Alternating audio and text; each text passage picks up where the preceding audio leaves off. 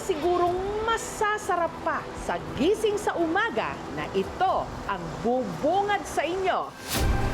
Humigit kumulang 1 kilometrong stretch ng puting buhangin na kung tawagin, mahabang baybayin. Pag stress po kami, lumalabas po kami ng bahay. Maganda na po ang view, nawawala pa kami mga problema.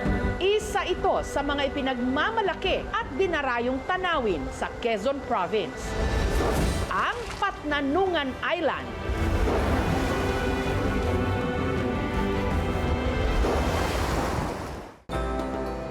Ang take-off point, ang Port of Real sa Quezon. Dati po 500 lang, ngayon 600 na sa Malda ng Crudo ngayon.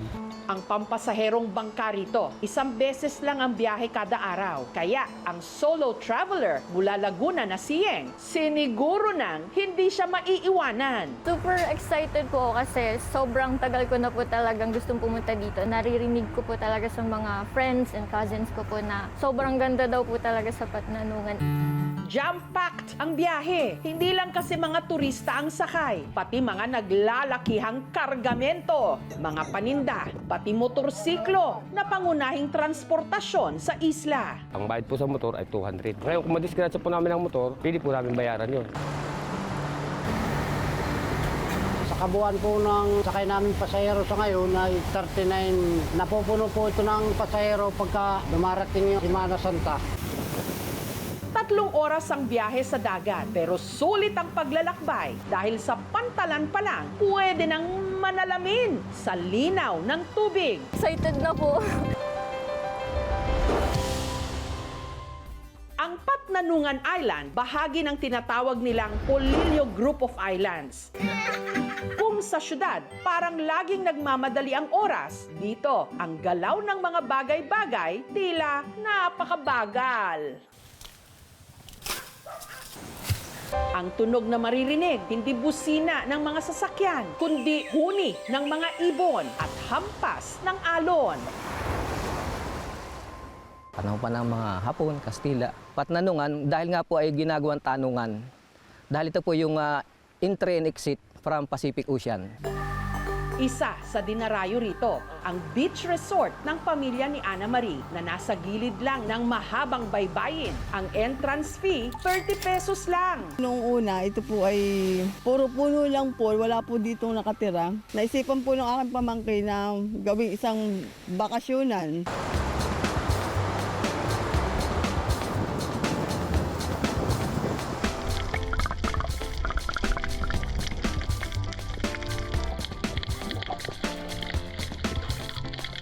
Kapag nagutom, no problem! Nag-uumapaw ang biyaya rito ng dagat, lobster at pakupak o slipper lobster na pwedeng ipaluto. Ito ay undersize dito. Pag ibinenta ko naman siya, 1.3. Pag binibenta ko po sir dito, 900. Panalo. Manamis-namis. Fresh from the sea. Sobrang sarap. Dahil wala ritong mga hotel, ang mga bahay ng mga residente gaya ni Roland, ang ginawang transient house. Meron po siyang 3 room. Ito po yung unang room. Kakasya po siguro sila po yung 2. Bali lahat po ng room ay air condition na po. 1.5 po ang isang room. Salamat sa kinikita niya sa kanyang transient house at iba pang mga pinatatakbong negosyo. Nakapagpatayo na siya ng sariling bahay, pati na sariling resort. Ongoing pa lang po yung construction. Bago po matapos ang summer season ay matapos na din po namin. Para sa mga darayo sa Patnanungan Island, hindi kompleto ang thrill kung wala syempreng island hopping. 400 pesos ang bayad.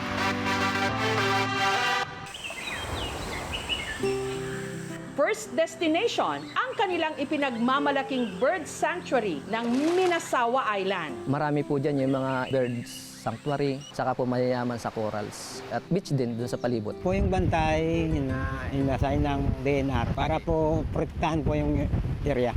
Dahil sa malakristal na tubig ng Minasawa, ang mga turista gaya ng magkakaibigang Kyla, Ivan at Anthony, want to sawa sa pagtatampisaw.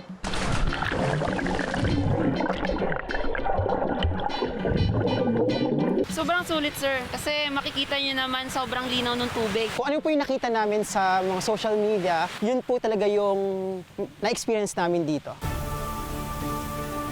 30 minuto na biyahe mula Minasawa, mararating naman ang next stopover kung saan maaaninag ang ganda ng lulubog lilitaw na sandbar sa Pacabalo.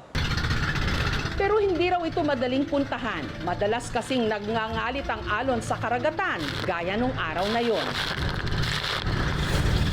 Ang bangka na sinakyan ng aming team, sinalubong ng humahampas na hangin at ulan. Hindi po namin na-expect na gano'n po pala yung mararanasan natin. Yun na lang yung iniisip namin, na makauwi kami ng buhay. Pero sa mga araw na kalmado ang dagat, ganito ang maaabutan. 80 meters na haba ng sandbar. Sa pino ng buhangin, lulubog agad ang paa pagtapak.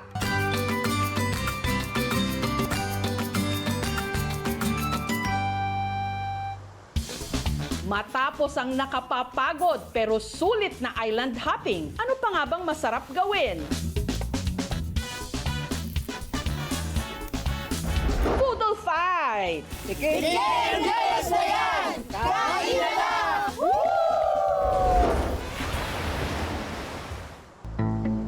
Sa kabila ng potensyal ng Patnanungan Island sa turismo, ang isla na iipit ngayon sa dalawang nag-uumpugang bato, ang Minasawa at Pacabalo na matatagpuan sa loob ng Bordeos Bay, pinag-aagawan ng dalawang mga munisipyo. Ang Patnanungan at Bordeos kasalukuyang nagahati o co-shared sa jurisdiction nito. Maninindigan po kami na talagang ang Minasawa Island ay pag-aari ng Patnanungan. Before World War II ay naklaim na po ng Patnanungan ang Minasawa. Nung nag-separate po kami sa bayan ng Pulilio, ibinigay nila sa amin ang lahat ng isla. At kasama po ang isla ng Minasawa at ang isla ng Pacabalo. Since yung dalawa ay nag-submit ng parehas sa position paper, it means walang amicable settlement sa dalawang LGU. So mag-elevate siya to sangguniang panlalawigan. Tinitingnan dito would be yung pagkatatag ng bayan nila, historical background, yung mapa nila, tapos si court yung final decision. Sa kabila nito, welcome na welcome ang lahat sa kanilang probinsya. We want to start sustainable. Gusto natin mapatagal na ma-enjoy ng mas marami pang generations yung island and yung nature ng Pulili Group of Islands. Ang basura mong dala, kailangan dalhin mo para hindi maging marumang sila. Sa dami ng mga isla sa ating bansa, may mga lugar katulad ng Patnanungan na tila inilihim ng kalikasan. Paraiso na hindi kailangang maging marangya para ipaalala sa atin kung gaano nakamamangha ang ating sariling bayan sa likas nitong ganda. Kaya dapat lalo pa nating pangalagaan.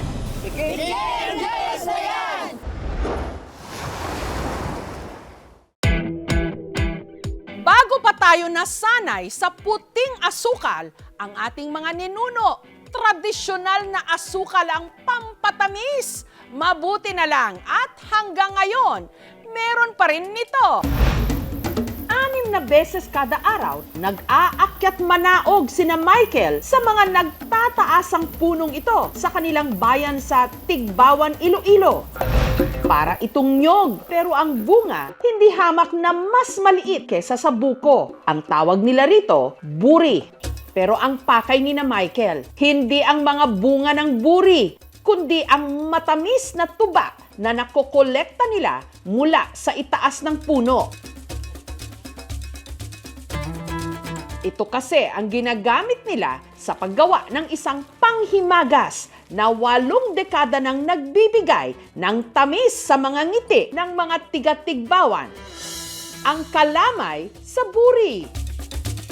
Bago sila umakyat, may dala silang bulo o sanggat sa buri para pangtapya sa ubod ng buri sa taas.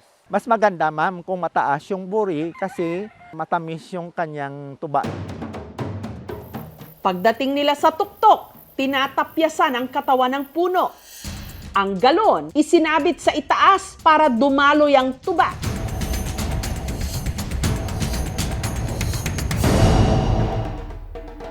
Makalipas ang 4 na oras, binalikan ni na Michael ang galon para kolektahin ang naipong tuba. Kasi kapag mag-after 5 hours, mapapanis na.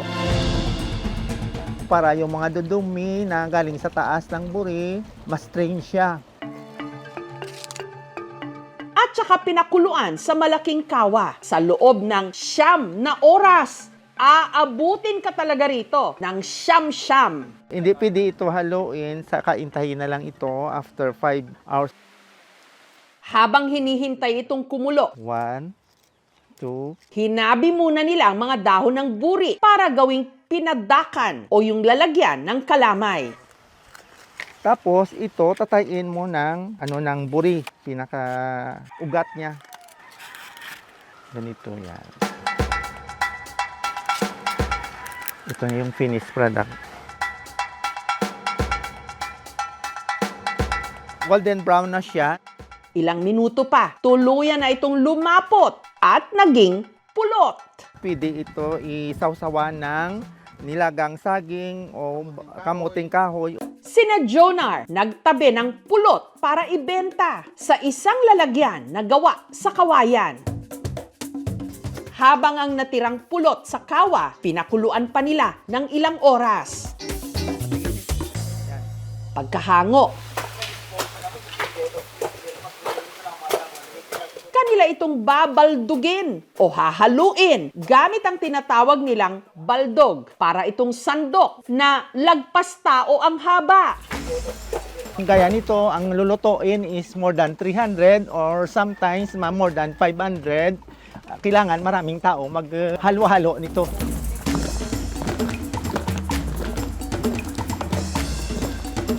Hanggang ang pulot natuyo at naging kalamay. Pwede na siya ihanguin. Ang kalamay, inilipat sa mga hinabing pinadakan gamit ang palita o kutsarang gawa sa kawayan. Ito yung ginagawang banding ng mga magpipinsan, tulong-tulong para hanggang sa mahango hanggang dito yan. Hindi siya sobrang tamis. Napaka-perfect siya talaga sa mainit na kanin. Pwede talaga siyang pang-ulam. 1940s pa nung nagsimulang magluto ng kalamay sa buri ang ama ni Jonar. After World War II, 1946, my father and companions experiment how to make the kalamay sa buri para may hanap buhay naman siya. Ang kanyang ina na si Corazon ang naglalako nito. Di sadyain. Kasi adlaw may pira, ikaw kung magkapabinta ka mo. Sa laki ng tulong ng kalamay sa buri sa buhay ng mga tiga-tigbawan, idineklara itong local cultural property o bukod tangi ng kanilang bayan. Yung love for culture and heritage, yan po yung gusto nating kilalanin at gusto natin ding bigyan ng diin sa pagkilala dun sa pamilya na nagpreserba din ng kanilang tradisyon. Sa Pozo Rubio, Pangasinan naman, ang mga trabahador na ito sa pinakamatandang sugarcane mill o gilingan ng tubo.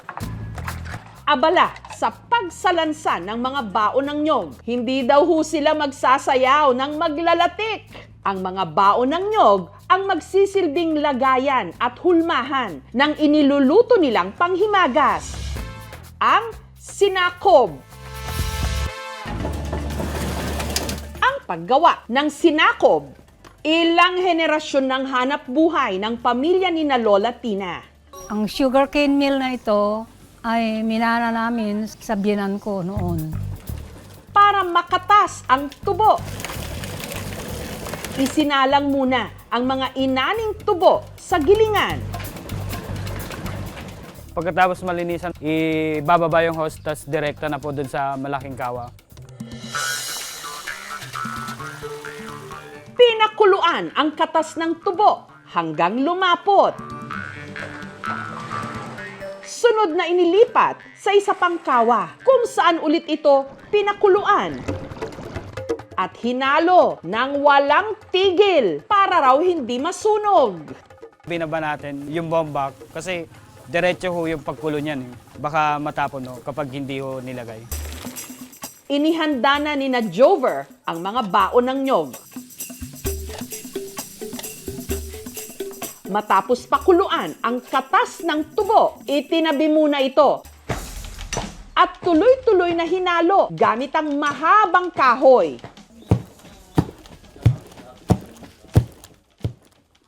Nang tama na ang consistency o lapot nito, inilagay na nila ang mga ito sa mga bao. At saka isa-isang inihilera sa salansanan na gawa sa bakal. Hinayaan munang lumamig at tumigas. Pagkatapos, isa-isang tinanggal mula sa bao. Pinagdikit ang 2 piraso.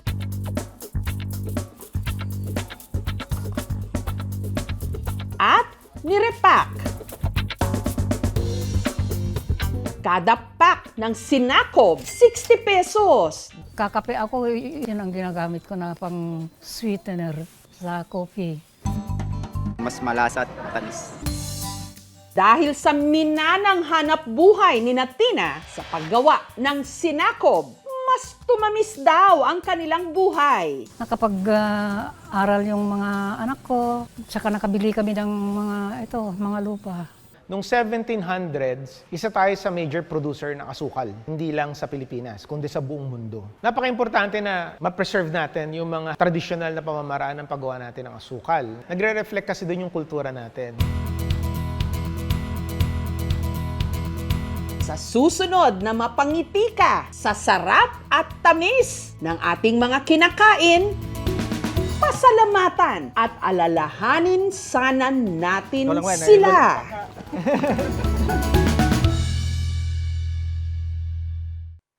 Thank you for watching, mga kapuso. Kung nagustuhan niyo po ang videong ito, subscribe na sa GMA Public Affairs YouTube channel. And don't forget to hit the bell button for our latest updates.